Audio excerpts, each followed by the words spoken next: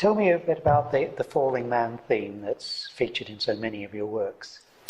Well, the orchestral work that we recorded in Studio One during these sessions at Abbey Road is based on a text by Don DeLillo from his novel Falling Man, which he published in 2007. And it's a post-9/11 novel about the experiences and changed lives of a group of people who were at the World Trade Center site the day of the attack on the United States. And DeLillo's text was so compelling to me when I read it. I had just an immediate experience with it and felt that I had to set it to music. And I was very lucky that J.D. McClatchy, who has done so many opera libretti, agreed to make a libretto for me to set to music from the prologue of the novel. And I composed the work over about 2 years, 2008 to 2010. And that really is the work that is the centerpiece of this disc. And the musical materials for Falling Man also inspired two chamber works, a set of canons for piano that I call Falling Canons, and also a piano trio called Falling Trio. I took the Falling Man theme and used that as the basis for these chamber pieces. And that theme also appears in the slow movement of my recent string quartet number 5 with the subtitle American. So the theme has informed my most recent pieces and given me a way to address musically and as a composer and as an artist life in the United States post 9/11. And the other works on the disc are a bit of a contrast, some of them. Yeah. This is all of the works that JoAnn and I have recorded with the LSO have basically been recent pieces. This disc is a little bit different than the three orchestral discs that we've recorded because it's all vocal music. And there are two vocal chamber pieces. One is Songs of Innocence and Experience for the William Blake poems that I set for baritone voice, flute, oboe, cello, and harp. And in fact, they're kind of my opus 1. I composed those when I was very young, an undergraduate student in college in 1977. And then the next vocal chamber piece on the disc is called Movie House. And it's actually quite a big piece. It's about 31 minutes long. And it's a setting of 7 poems by the American novelist, short story writer, and poet John Updike. And those are set for baritone, flute, oboe, clarinet, string trio, and harp.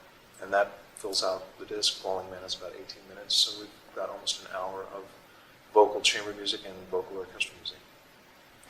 And nearly all your works are programmatic. Do you require some sort of visual stimulus to compose? Or? A lot of my works, as you say, are programmatic in nature. They stem either from poetry, from the written word, or even visual images. I was very drawn to the imagery of the American abstract expressionist artist Helen Frankenthaler. In fact, her paintings adorn the covers of all of my Naxos discs.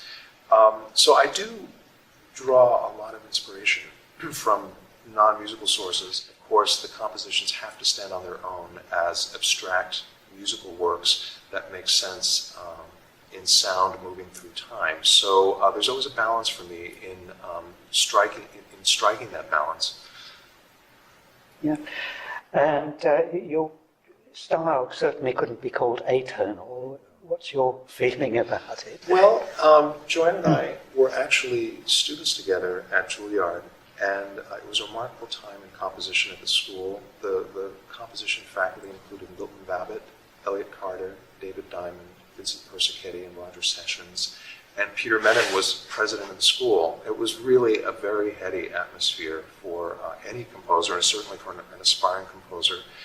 And I went there because the American Symphonic School was so broadly represented as a musical aesthetic at the school. William Schumann had been president of the school before Menon, and I was very inspired by that style of music.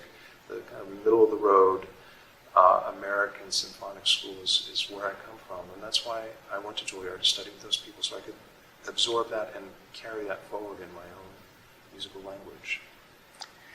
And that's where JoAnn met you, I believe. How has that relationship developed, JoAnn? It's been wonderful to be on this journey with Ken, because the first piece we actually did was when I was still a student at Juilliard.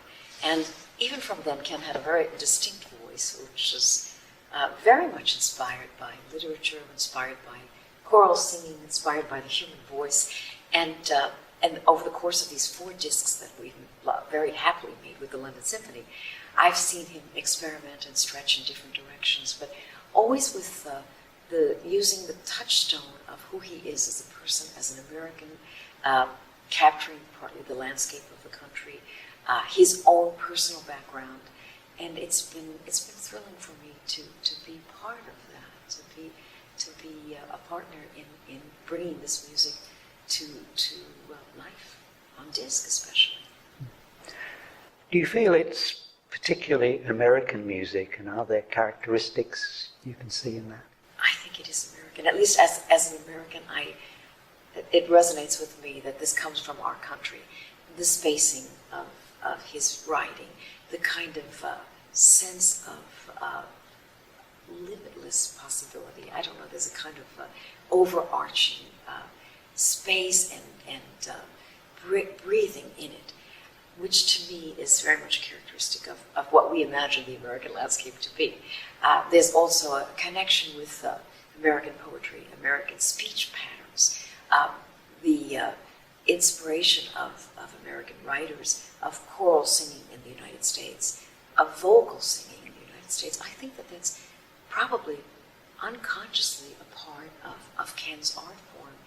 And we've played it a lot in the United States, and audiences, I think, also, not knowing the music, are able to feel a connection with him. Thank you very much. That's great.